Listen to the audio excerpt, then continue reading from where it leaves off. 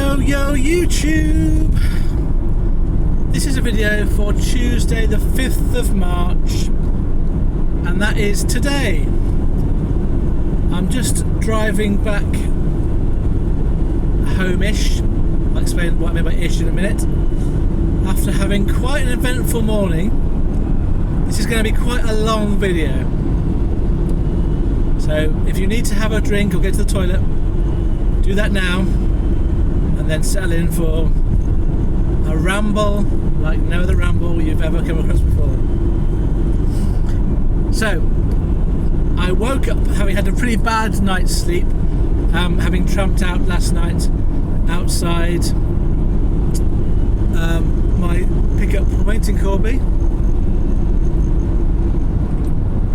I can't remember if I mentioned this in my last video, but oh yes, I did. Yeah. So I wished I'd gone last night to check if they were able to load me up, but I didn't. I got there dead on 8 o'clock for my pickup. I had two pickups, one in Corby, one in Peterborough, going to London. And the reason why I picked this up yesterday was because I knew that I had to stop work and be home for around about 3 o'clock, because I've got an appointment this afternoon, and therefore there was a limit to how much work I could do. So I thought I could do the London trip just dead mile at home. As long as it's a reasonable amount of money, I'm okay with that. It was not about being awfully efficient. It was about yesterday, when I was in the middle of Milton Keynes, not winning any jobs, getting a decent paying job, so that from Monday to Tuesday, the 2 days together gave me a reasonable income. So that's the rationale for doing this job. I chose to tramp out at Corby because the time and the mileage, mainly the mileage, to get home from where I was in Milton Keynes and then come back to Corby in the morning would have been about 2.5 hours worth of driving, and in the end it was an hour's worth of driving just to get to Corby. And I don't mind tramping out. I quite like it sometimes. Last night wasn't great. I chose to park right outside the gate of where I was delivering, and the road was reasonably busy quite early on and noisy, and I woke up probably about 4 o'clock and then didn't get back to sleep very well before until I woke up, until I got up. So I'm probably going to be tired tonight, but right now I feel okay. So I arrived at the pickup point and made myself known to the guys. And he took me to another guy who pointed out the load was on a pallet, and that he couldn't load me because their forklift was being serviced. And I had parked up next to a guy working on a forklift, so that all made sense. He said he was going to pallet truck it on, so I said, okay, I'll wait in my van. I waited and nothing happened. And I realised after about 10 minutes, the guy came out to the guy in the forklift with a piece of paper in his hand, and a quick chat with him, and then went back inside. So I just guessed, I put two and two together and guessed that they weren't going to pallet pump truck it out. They were going to wait till the forklift was done. So I didn't know how that was going to be. So bang on 8:30, I rang the shipper and said, just to let you know, I'm here from 8 to 8:30.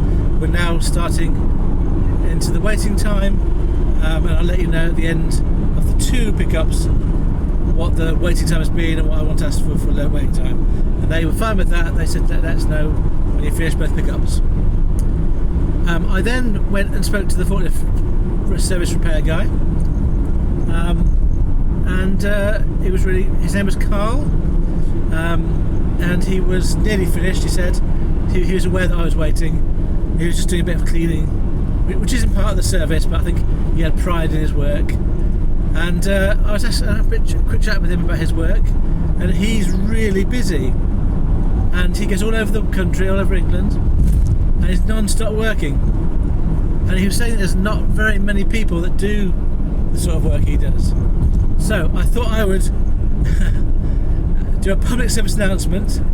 If you're interested in a career and you're mechanically minded, then there would appear to be plenty of demand for people to service forklifts. And I also asked him about telehandlers, they do that as well. So there you go, if you're that way inclined and want to find a job, there's a possibility for you. So then about 15 minutes after that, I got myself loaded on, and then I asked for some paperwork, and he didn't have any, but there was some paperwork on the load on the pallet. So I had a quick look at that paperwork, and it said under the column quantity, it said 15. Oh yeah, by this point I'd driven off the ramp, and I'd driven around the corner, and I stopped just to check the paperwork, because I saw 15. I thought, is there 15 items there? Doesn't look like it. So I went back, counted my sheets. They were sort of 2 metre by 1 metre sheets, plasticky sheets, and I counted them, and there were 7. And I had the choice now. I could either just trust the loaders and just carry on with my day and assume they give me the right stuff, or go back and check. And I knew that if I didn't go and check, they'd be nagging me all the way down to London. I thought, for the sake of a few minutes, just pop back and double check you've got the right everything you need to take. So I went back in. I reversed ran back up to where I come from, because it was a one-way system. It was really quiet. There was no one else around. And then went back in and found the guy, well, no, I didn't find the guy who loaded me. There was no one there. So I found another person who was working there and asked him, can you just point me in the direction of the guy that loaded me? And he explained to me that the 15, although it's in the quantity, meant square metres. There was no units to indicate this on the paperwork, so it wasn't a silly assumption to make that 15 items. And he reassured me that it was square metres for that particular product.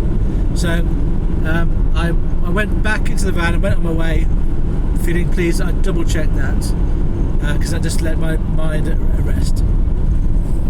I could just visualise people arriving in, or getting halfway to London and then getting a phone call saying you've left some stuff in Corby, and that is not a pleasant phone call to have to take. So I then made my way to Peterborough for the second pickup, which was all part of the job. And I need to get him out of the way. Let's get out this middle lane. There we go. And then I arrived on site to the shutter door number that I was told to go to on the notes. Obviously it was the wrong one, it was the one next door to it. It was a big warehouse, big manufacturing unit, had about 5 big goods in type shutter doors, and they were number 31 to 35, no 36. I was given 36, and I had to go to 35 in the end. But it was done quite quickly, but when I arrived they had no idea what I was talking about. And I explained the reference number I had, they couldn't find that. The person I was working for, they couldn't find that. So while they were sorting it out, I utilised their toilet facility, which is always really handy. By the time I come back out to it, there were some boxes on the concrete by my van waiting to be loaded. 4 boxes.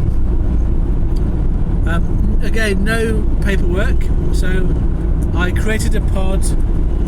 Oh no, I had created a pod at my first pickup, and I got both pickup guys to sign my pod.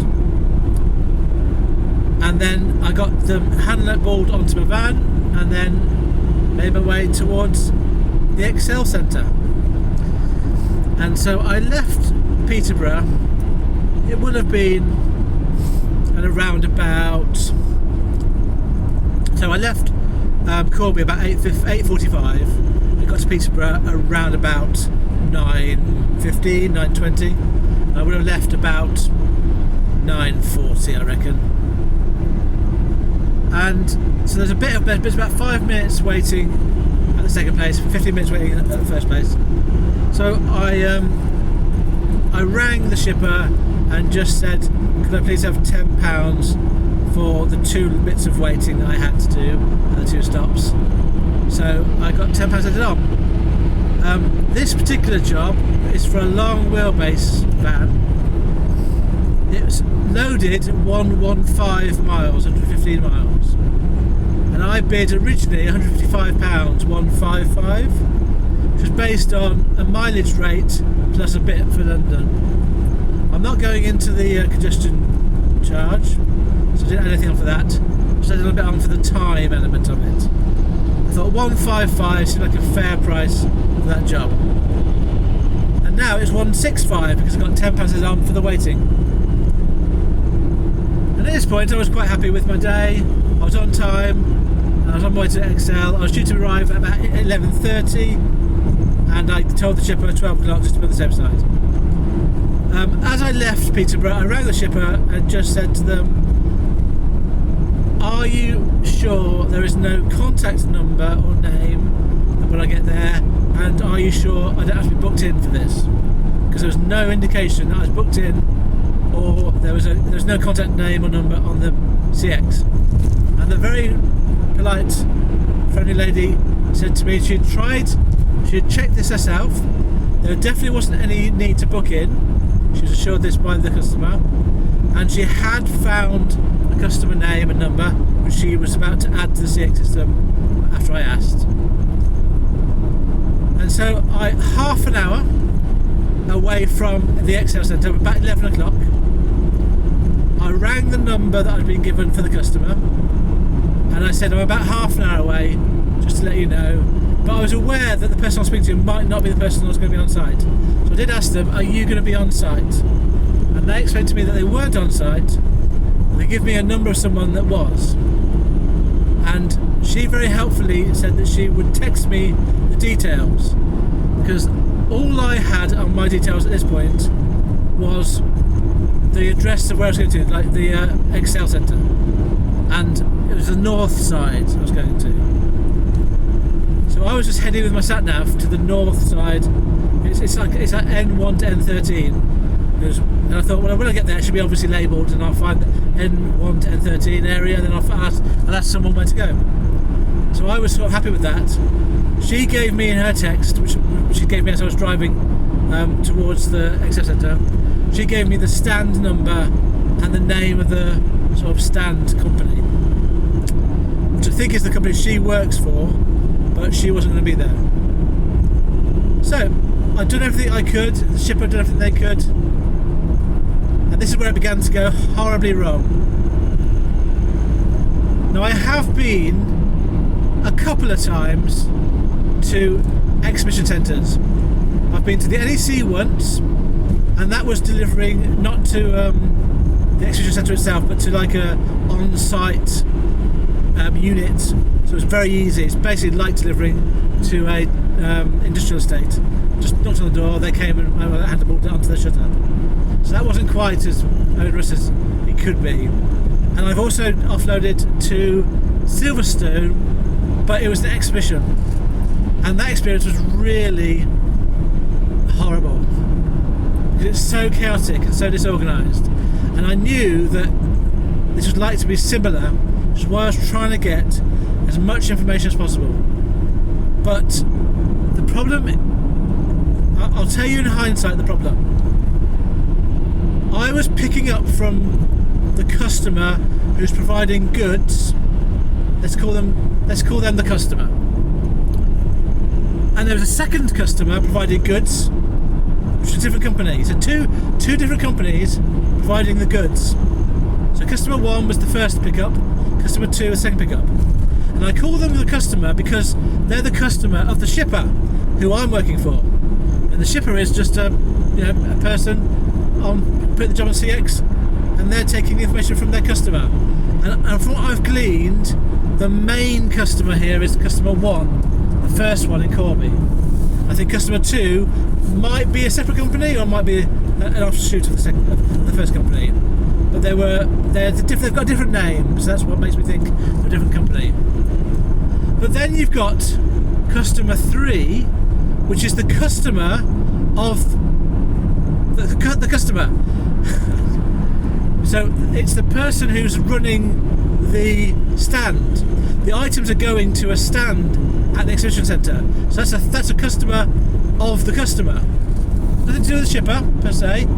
That's the shipper's customer is the person providing the goods, and the customer of the customer is the person receiving the goods. And I had been given their number from the shipper, but they weren't the person going to be on site. The person on site, which is what I was also given a number. When I rang, I was given a number and texted. The number I was given was a person that was a fourth entity, and that was the help desk of the exhibition hall. So I didn't know if the help desk, they were called GES Logistics. I thought at first they were the people that the stand was for. I was trying to find GSE Logistics, and then I worked out that that was actually the company running the kind of courier deliveries of the exhibition centre. It's not even the exhibition centre managers, it's a company just dealing with the couriers on site. So I went to their desk, and first of all I called the number, and the number went through to somebody who was off site, who was like the manager of the GES Logistics desk, who wasn't on site. So he then gave me the number of someone. No, he didn't. He described to me where the desk was. Anyway, I'm going into what happens. Anyway, there's GES Logistics desk. There's the conference centre people who I ended up talking to as well. And in the end, there's like 6 parties. And because I know exactly what happened here, the person that had to organise the forklift was the person that was receiving the goods at the display, but they weren't aware of that. The person who was delivering the goods, the customer one, specifically said to the shipper, there's no need to book in. So they were incorrect, therefore they didn't tell their customer what to do, therefore the customer didn't do it and didn't know what to do. The shipper did the best they could. I have no problems with the shipper at all. Myself and the shipper are caught between this general incompetence of these people who didn't know what they were doing. And I'm in the wrong lane, I think. I need to get over there. Right. Just down the M11. So there's about 6 parties involved, and I now know in hindsight what was the problem, but there's nothing I could have done to preempt it. Absolutely nothing. All I could have done was what I did do, which was to solve the problems as they arose. But I didn't really know what the problems were. So let me go back. So I'm going to rewind in time. I'm driving up to the Excel Centre. First time I've been on site as a delivery driver. I've been there once as a sort of customer, but this is the first time I've been to the delivery side. I was following my sat nav. I thought my tactic was get myself using the sat nav to the building. I know it's a big building. And then look out for N1 to N13. So I was in some lanes, slowly going down these lanes. Obviously was becoming the loading side. That was obviously in the right area. And then I came to a kind of there were trucks that went off the road I was on. It's sort of a car park, like a car park, but it's kind of a bit like a lane that ran adjacent to the road I was on. And I thought, that looks like I might need to be there, but they look like they know what they're doing. Well, I don't know what they're doing. So I'll go along here and see what I can see. And I found a transport office. I thought, excellent. I'll stop here and I'll go to see the transport office what's happening. I parked up on the side of the lane, out of the way of everything. There were double yellow lines. Actually, it might be double red lines. But I was only going to be. I was right by this transport office. And then as I walked towards it, a guy came up to me who was talking to another guy, and very politely but with a somewhat assertive manner instructed me to park somewhere else. So I went to park across the way by the blue barrier and then come and walk across to the transport office. So I was obviously in the right area, but I was parked in the wrong place. But it really wasn't clear for a first time arriver where to park up to get to the transport office. And I can see to my right there was a guy in a high vis directing the vans when they got his paper. So what you had to do is you had to go into the car parking area, cross the road to the transport office, get your paper, go back, and then give me instructions from there. But all this was new to me.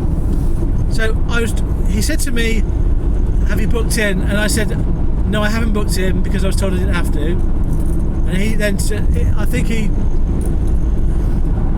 see, this is the thing, right? I checked before I arrived, do I need to book in? The shipper checked with their customer, do you need to book in? The customer reassured the shipper, and they reassured me, no, you don't have to book in, it's not in the exhibition hall. In hindsight, that was wrong. But I went up, and when he asked me if I booked in, I said no, I was told I didn't have to. I look like a right chump now because I don't know what's happening, because I'm told I'm doing what I'm told. So he sort of immediately thinks, oh fine, I've got another. Well, he wasn't particularly patient with me. He was not rude. He was just. Okay, I just got the impression he wanted to just get rid of me, get me in the trust office, get someone else to deal with me. So I parked up, walked across the trust office, went in there with my phone in hand. I had no paperwork to say, what I was doing. I just had text from the person I'd rung before I arrived there. If I hadn't rung her and got her to send me, I really had nothing to give to this person. But as it was, all he needed to know was I was going to N1 to N13. He knew where that was. The guy on the desk was really good. His name was Kevin, and he was really. Sometimes you can get these guys' desk that can be a bit surly and a bit. I mean, their jobs can be. I understand it can be a bit boring, but he was really friendly, really helpful. He asked me to take a photo of the booking. He had to book me in. The long story of it, he had to book me in, which he did do there and then. And I had to take a photo of the scanning code and details, and my phone wouldn't take a photo, so he went and printed it off for me. And he wasn't getting stressed about it. He just very nicely printed off my booking reference details, and he told me where to go. Well, no, he didn't tell me to go. He just went to the next person. I said, what do I do with this? And he told me, take that to the guy outside who's the high-vis guy, and he'll show you where to go. So I thought, after getting a little bit stressed, okay, I'm getting there now. Went back out to my van, pulled my van out to the guy with the high vis, and showed him my form. I said hi, and I showed him my form, and he said, he looked at it, said, go to 1. Right, so go to 1 was the instruction I got. So I looked ahead of me, there was a few lanes and then a few bays. I couldn't see a number 1, but I assumed he meant go to bay 1. And I thought, well, okay, that seems obvious. He seems really confident. I'm going to assume I'll find, if I look out for it, something labelled number 1. So I drove off, and I got about 10 metres down the road, and he was shouting at me, no, number 1. He wasn't a foreign gentleman, so it wasn't a full sentence. And I thought, I'm looking for number 1, I don't know. So I stopped, I reversed a bit, he came up to me, and he was pointing at the lanes. He was going, look, number 1, 2, 3, 4, 5. But there was no numbers on these lanes. There were 5 lanes, I agree, but there was no labelling of the lanes whatsoever at the point I was at. When I drove down on the first lane, a bit further down, there was a faded number 1 a bit further on down the road. And there was absolutely no clear numbering of the lane system. And he didn't make it clear to me what it was the lane he was talking about. So I had to go down to lane 1 behind a van, and then got to another high-vis guy. I showed him my form. And he said, he got on the radio and said, got a van, can you fit in a van? And the guy in the head said yes. She said fine. And so he said back up and then go to number 3. Again, I thought, because I thought he meant back up and go into the lane. There's like a lane, the road that runs all the way around, and I was in 5 lanes that were cordoned off. And I thought, how can I get across to that lane to my left when it's all cordoned off? I have to reverse all the way back up to where I was. But what he meant was back up and go forwards in front of this van. Well, I didn't need to. The point is, I didn't need to reverse get around the van. I wasn't that close to it. I could have just gone forward around the van. Back up, go to number 3 isn't a clear instruction. I'm then thinking, how far back do I go? Well, how far? Where's number 3? And it was just I was getting really stressed at this point, but frustrated, I suppose, more than stressed. Because I thought, I'm the first time on site. This is not clear, and I don't know what's going on. But he pointed me out to another guy in a high vis, and I could see him, so I went down there. So around this lorry, went to the third high-vis guy, showed him my form. He was nice. He said, go to door 3. It's down here to the roundabout, sharp left, up the stairs. He said up the stairs. That confused me. So I was in my van. Up the stairs to me implies I get out of my van and walk up some stairs. But where was I going to park my van in that case? And I said, right, to be clear, I'm going down here, turning left, and then where do I go? And he said, go to door 3. So I said, fine. I've got in my head door 3, and when I went to the roundabout, it did say north was left and south was right. So I knew I was trying to find N1 to N13, so that'd be north. So I knew that my roundabout left-hand turn was correct. Went round there, and then there's a ramp, but there were some stairs to my right. So my brain was thinking, do I stop here and go up those stairs? I thought, that's ridiculous, there's nowhere to park. So I thought I'd take a risk and go up this ramp. I went up this ramp, and I was hoping I'd find door 3.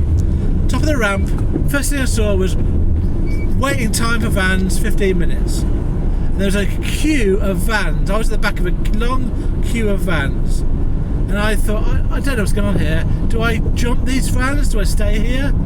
Luckily, a fourth high-vis guy, about 100 metres down, beckoned me down the middle of the roadway. I was on the first floor now, and so I went on there looking for door 3. A gap opened up just outside door 3, so I pulled in. I asked him. I told him who I was. He knew to expect me. I went to door 3, and I felt right. I've got there. I had to reverse up into this small gap. I was a bit concerned how I was going to unload my pallet when I had not much space. But at this point in time, I just thought, I'm happy I'm here. So that was in the end 6 people that I had to interact with to get from the entrance of the place to the loading bay. And I would say, from a customer's point of view of the Excel Centre, it was really poorly organised for someone who's there for the first time. If you know where you're going, you know the system, fair enough, but there needs to be clearer signage, clearer instructions. But there never is for exhibitions. I mean, I'm just sort of expressing a frustration that I found out. And this is the thing, let's go back a step. When I accepted the job, it doesn't tell you when you accept the job where in London you're going. So unless you happen to know a particular postcode, I'm not going to know that SE14, whatever it was, is actually the Excel Centre. So I would rather not do jobs that were going to exhibition centres because they are so stressful. But you don't know until you've won the bid, until you get the details. Right, moving on. So I'm now parked up. I've spoken to my 6th guy, who was I've been very thankful for him for getting me parked up, and I'm now wondering what to do. On my entrance ticket, there's a number which is GES Service Desk. Now, I now know what that means. I now know that means couriers go to that desk to sort of get help or get signed in. But that I went into that door 3 and I walked around the exhibition centre looking for a stand with GES service on it. Did that for about 10 minutes, well 5 minutes maybe, 10 minutes. Then I asked for help, and then I was directed to the service desk, which is by the door. I then explained to them I was really lost about what to do here. I don't know where I'm meant to take this stuff. Can you help me? I gave them the stand that I'd been given and the name of the company, and there was no record in their system of that company. So I asked them where was the stand located, and I don't know if you've ever been to the exhibition centre, but it's an enormous place. I was by door 3, and the stand was right at the other end, door 13, but not just door 13, it was the other side of the corner. So it was like basically a diagonal corner from where I was. So I went in that direction. I walked. No, I drove. Did I drive? I think I drove down. Yeah, I asked the lady, should I drive down? Which door should I drive down to? She told me to drive down to door 12.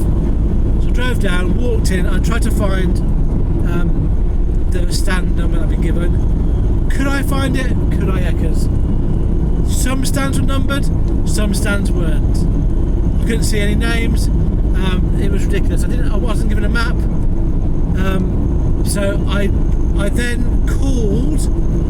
After I spent about 5 minutes trying to find the stand, could not better find it. At this point, I was now beginning to feel quite stressed. And then I realised at this point I hadn't even signed CX to say I'd arrive. So it was about 12ish, I reckon. By the time let me just think. About 10 past 12 when I actually pressed save on my arrival. Whereas I'd been there for about half an hour. I arrived on site about 11:30. It was about 10 past 12 when I actually said I arrived.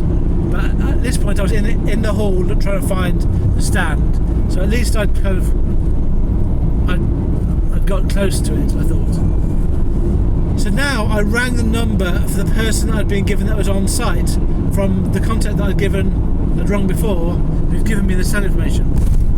And they were confused because I said, "Oh, you on site? I'm here to deliver something for you." They had no clue what I was talking about, and they explained to me that they were the exhibition desk, as it were. So because I was on the phone, I said, "I'll come to you." So they were actually not.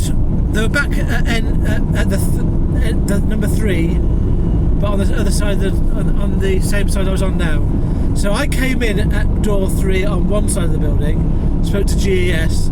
I drove down to door 12, walked into the exhibition hall, right to the corner, couldn't find anyone. I then walked back along all the way to door 3 on the south side and found the exhibition hall people.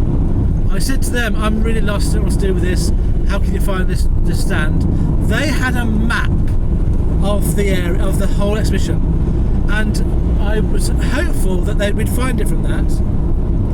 I told them the number, told them the name, and the guy that was helping me could not find it. And I'll tell you why he couldn't find it, is because the map, the paper he was looking at was probably, I would say, an A1 size, the biggest size paper you can get. Really big, maybe even bigger than that. And it was a site plan with all the numbers on. But some sites are bigger than others, and mine was quite a small site with a big name. So the name of the company was written on it with a number, but it was such a small writing. But to be fair, he couldn't read any of the numbers that were printed on that sheet. It was a very big map. So I had to sort of look around and help him find it. So in the end, we found the right number and it was labelled with the name and the number of the right place. So I'd now found where I'd meant to go. I asked him if he could give me a copy of the map, if I could take a photo. I was going to take a photo of where he was. He said, "I'll give you a copy." There was loads of maps there, so he took a map, circled it, and I had a copy of the map, finally. So if GES had given me that'd be great, but they weren't the same people as the exhibition hall. Anyway, so now I had a map, and I knew where I was going. So I was a bit stressy at this point, and I was also worried about my mobility, because part of my health condition that has arisen recently is that I can't walk that far without getting numb legs. And I was beginning to feel a bit of a tingling happening at this point, but my frustration and stress got me through it.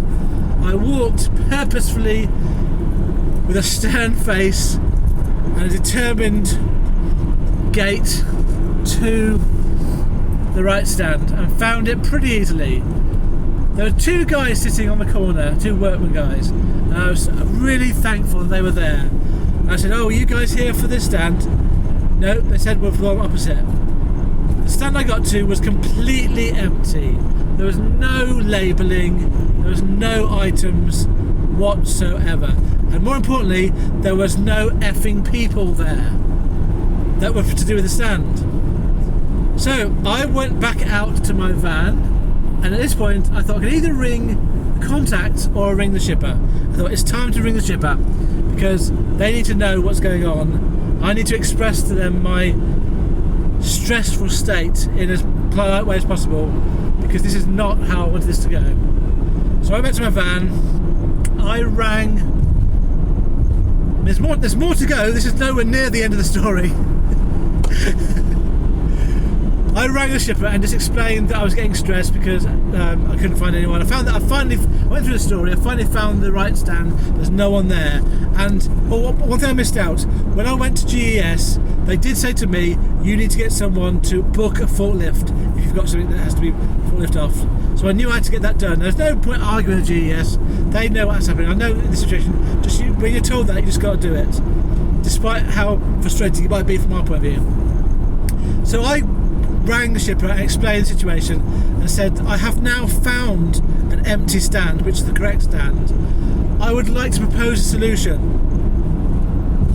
I want to offload by handballing the boxes, which I can do, and I said that I would try to offload the rest of it if I get permission to from the customer. This is their customer. So, and she said she'd call the customer and find out what they wanted to do. And so I just sat in the van waiting. Actually, no, I didn't do that. I went to the back and I just picked up one of the boards. And I realised straight away, in my desperation to get out off this site, I had overestimated my abilities.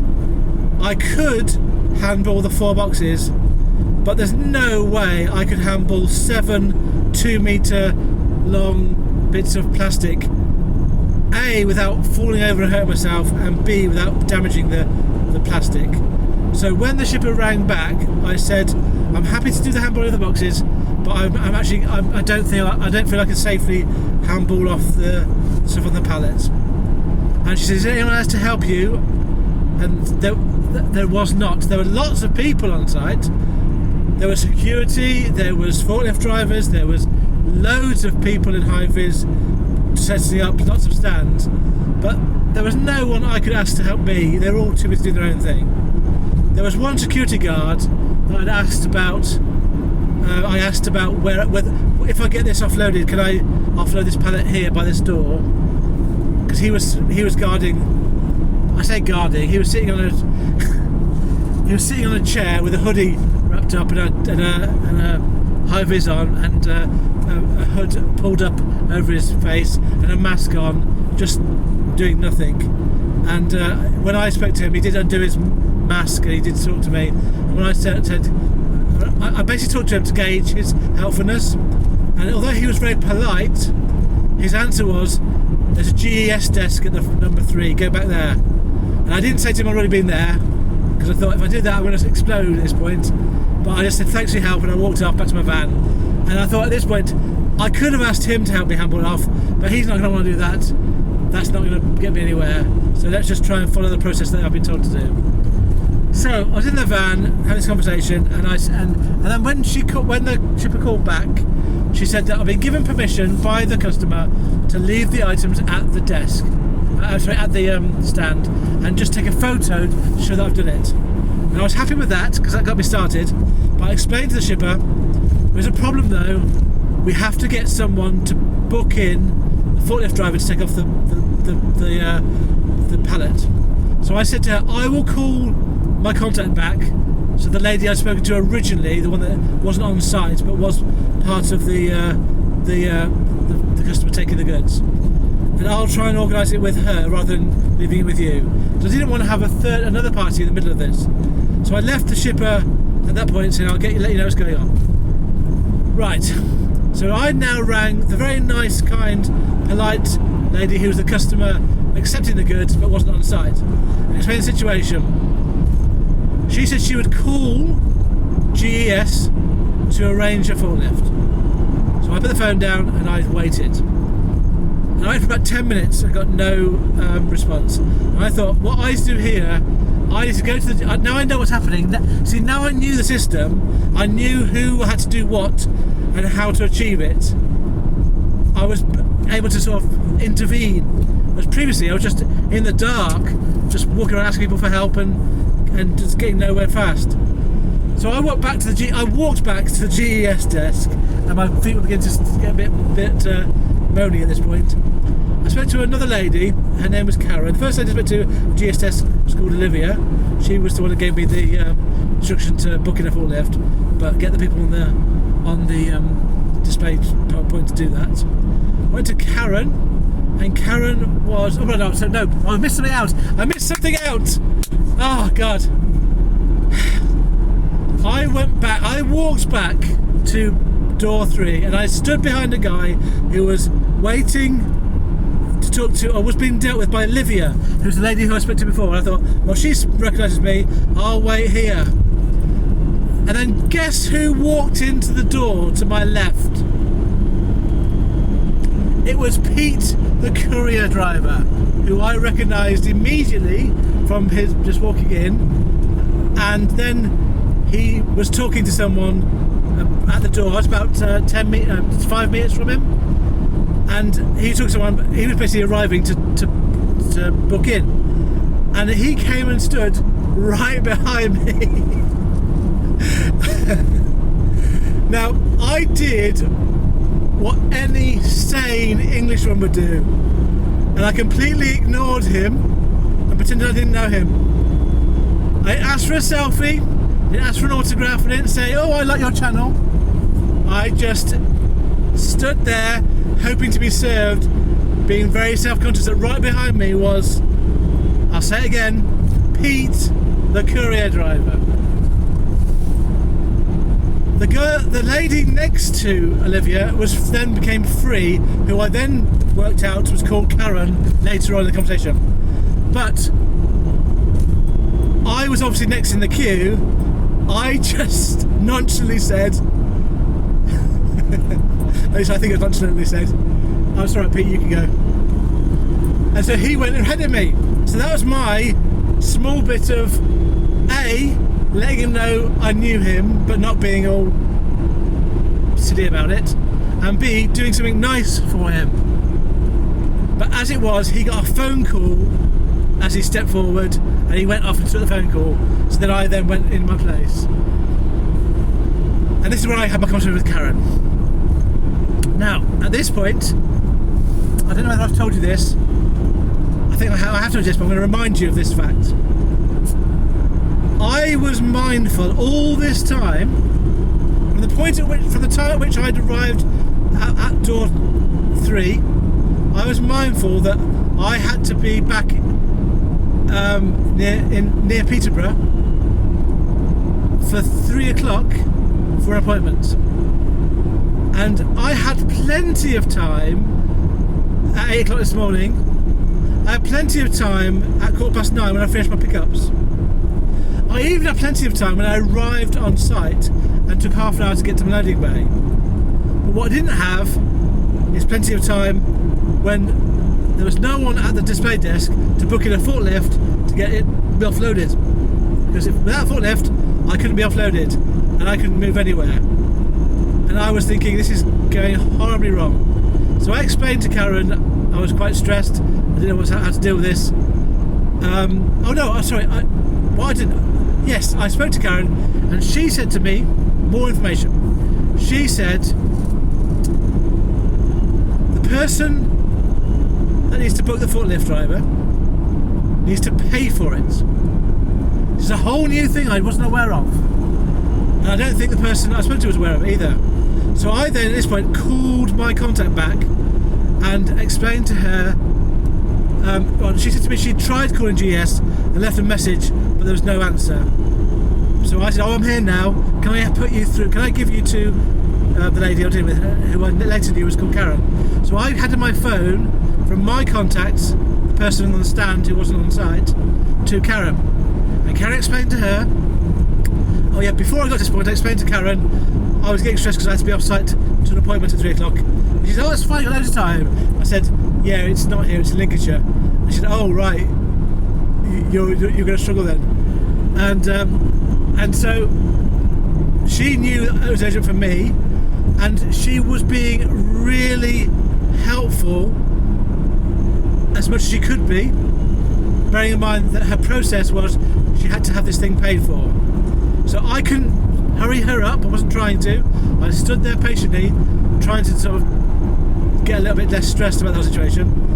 And I was letting her talk to the lady on the phone, and they had problems with the internet, and it took an ages. But after about 15 minutes, the lady on the phone was given a price for the forklift. It was £84 plus VAT for them to forklift off one pallet, which I thought, is that going to cause problems? So with VAT, it's about just over £100 it was.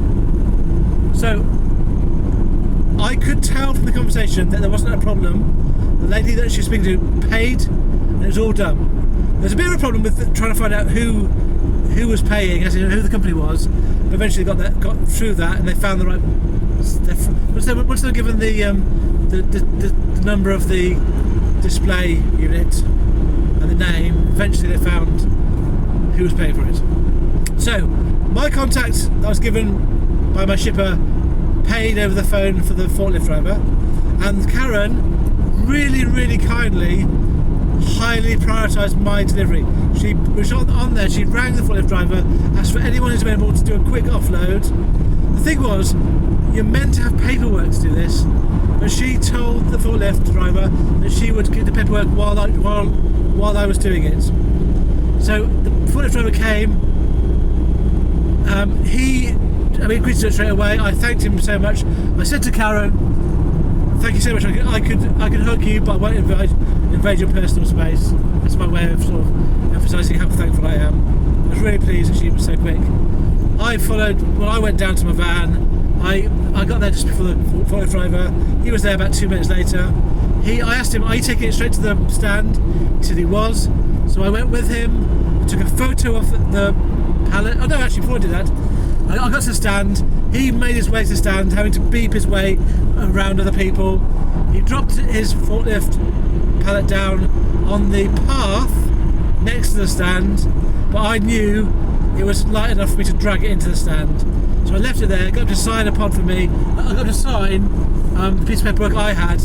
I took a photo of it, took a photo of the stand next door to show what was next door, both sides, because there was no labelling in this stand at all. Put that on the CX system.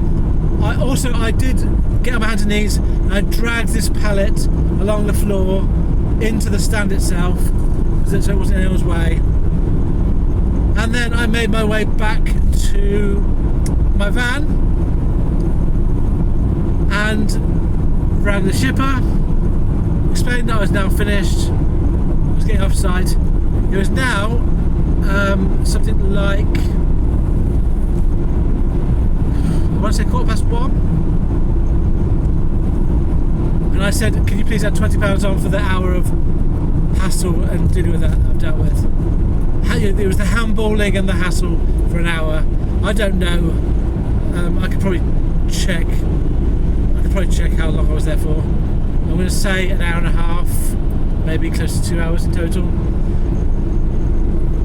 I think it was 1:30 when I left the site. That's what it rings about. So maybe I was there for an hour and a half after I'd arrived. Anyway, so £20 was agreed straight away. Added on. So I waited for a bit till that was put on. I put a note on to remind myself if in the future there was an issue with this, about what was going on the CX. I did say to the shipper, I did quite question them about why wasn't it booked in, and what's going on here. I wasn't blaming them, and the shipper who I talked to was another lady who worked with the first lady, and they assured me, and I completely agree with them, that they had talked to the customer and they'd been told by them there was no need to book in, but they were confused because they knew they've done Excel work, they knew that isn't the system, but they were told by the customer there's nothing to book in. So in the end, the shipper understood why I was getting stressed. I made it clear that I was very happy with the shipper. I was no problems with the shipper's work, what they'd done, and I kind of vented a little bit about what I was going through, just as a way of getting out of my brain. And then I basically just explained why I was stressed, and then we hung up, and then that was it. That was done. I was driving off site as we did this. and then I got off site. It was quite a horrendous experience all round. Now, if you were to go there and you knew what the GES desk was, and you knew where to park up to get the transport manager, you booked in. I mean, it's not that it has to be bad. You can do these deliveries and it can be all right, as long as you know what to expect, you know where you're going. But I just despise that experience. It made it. It's made, look, 50 minutes this video is of mostly explaining that. It's made me a day. Anyway, so to finish off the video, so I now am on my way out of London on the way to my appointment, and I have to go directly to that appointment. I will make it in time, but I can't go home first. If I'd been able to get home for 3 o'clock, I could have gone home and then made an appointment. But I'm not going to do that in time. If I go home, I'll be home at 20 past 3. So I'm going to have to just go straight to the appointment, which means I'll be there early. So I have got time to stop and get a bit of comfort food before I go there, which is what I'm going to do. Go to the supermarket and get something nice to eat. I'm going to give you some stats for today, and then I'll bring this to a close. So, as you may remember from yesterday's video, my average price for fuel this week is 15.48 pence per mile. Today I will have driven, when I've got home, 230 miles, 230. I will have worked another half day, 7.5 hours. Now, in the end, I got £185 for that job. So originally it was bid at 155. I got £10 this morning for the waiting time, and £20 this afternoon for the hassle of the offloading, being the time and the handballing. The way I see it, that £20 is time. But to be fair, it's good value because I was the person that was on the ground sorting out the issues. I explained to the contact who wasn't on site what they had to do. I went to the right desk when they couldn't get through. Oh yeah, another thing, at the GES desk, the lady who was supposed to originally deliver her, she had a message that she picked up while I was talking to Karen from the lady that I'd spoken to. So she did ring the right number, but obviously if I'd waited, it would have got nowhere. So I went to the desk, I pushed this, and I got it going through. With the help of Karen, Olivia, the GES desk, not much help from the guy on the exhibition desk. Great help from the forklift driver. Without him, I wouldn't have done it. The 6 security guys directed me in. I suppose, to be fair, they got me to the right place in the end, but really not very clearly. So it wasn't a solo effort, but I was the person coordinating all of these different inputs and making sure that those goods got to the right stand safely. And it was not my fault or the shipper's fault that I had to go through that hassle. So that £20 is really good value for what I achieved. So particularly bearing in mind they paid £100 just to get it forklifted off onto the right place, and I dragged it from the. I should have charged a £5 for dragging it along the floor to the to the stand. Anyway, be a bit facetious now. So £185 at the end, and I've spent today on fuel £35.60. So that means for my one CX job, and basically most of a day, £149 after fuel. 149 after fuel.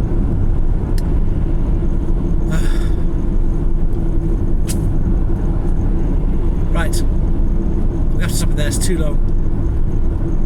If you are a delivery driver, or you have been a delivery driver, I think you'll understand all of the reasons why I felt it necessary to explain the ins and outs. I mean, you might have thought I've gone too far, but what I'm doing, as I said before, is showing you from my perspective what I see and what I hear. And, from the outside, maybe it looks like an hour and a half. You might think from the outside, why does it take an hour and a half, 2 hours to deliver this? Well, that's the reason why. Poor communication. And if I hadn't done the things I did, it would have been still on my van now, I'm sure. If I hadn't booked in, I booked in the end, But it wasn't really my job. I'm going to be standing out. I'm going to be waiting out the front there, not even on site. If I hadn't found out that what GES desks do myself, and found out they were the right people to talk to, rather than go to the other desk and go to the stand, they're both red herrings going there, then no one off site was going to tell me that. If I hadn't explained the way to resolve this was to pay for a forklift booking, then I would still be there sitting there now with on my van full, either waiting for the message to get through or waiting for the payment to be made. So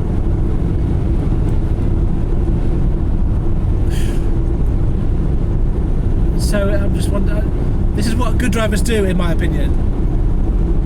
And can you imagine a driver that doesn't speak great English, who doesn't care what they would have done in this situation?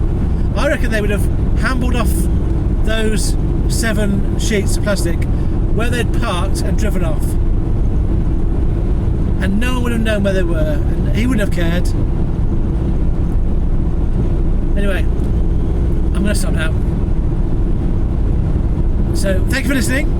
Farewell, friends. I will be back on the road tomorrow.